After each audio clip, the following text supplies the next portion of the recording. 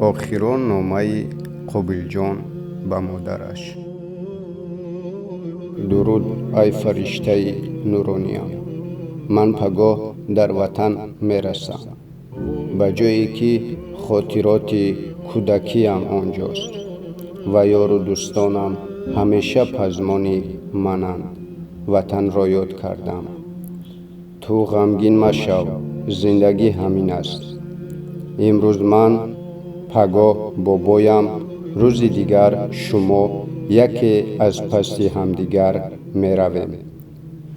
مادر، تمام تاجیکستان غم شما را قسمت کرد. همه درباره شما گریست. حتی هوا بارانیست. زمین و زمان گریه دارد. فخر کن که قهرمانی کردم. توجه قاتل را به خود جلب کردم و همسنفانم را از این بلا رهانیدم. اما خطایم این بود که سراسیمه شده در زین پایه ها افتیدم. میدانی چی مادر؟ هنگام قاتل به من نزدیک شد، روی پدرم را دیدم و به اختیار داده گفته داد زدم. خیر هیچ گپ نه مادر. تاجیک ذاتاً در چهرهش نور دارد. اگر میان 75 نفر مردم گوناگون ملت یک تاجیک باشد، چون آفتاب نمایان است. از این خاطر قاتل میان همسنفان مرا یافت.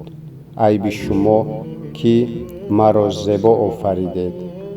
مادر، شاید شما فکر کنید که اگر به روسیه نمی آمدیم، اگر همان روز به مکتب روان نمی کردید، اگر شما در مکتب می بودید، اگر پدرم زنده می بود، اگر چپتای سفر را بر وقتتر می گرفتید، شاید این کار صورت نمی گرفت. اما از تقدیر راهی گریزی نیست. ما در چه خیال و فلک در چه خیال.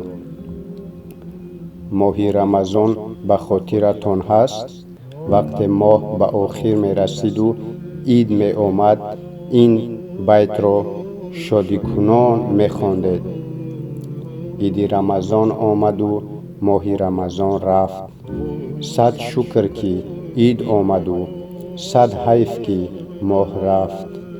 اکنون من امروز می گویم که صد حیف که از شما جدا می شوم و صد شکر که به دیدار پدرم می رسم. حتما سلام شما را به پدرم خواهم رساند. خودت را احتیاط کن مادر جان.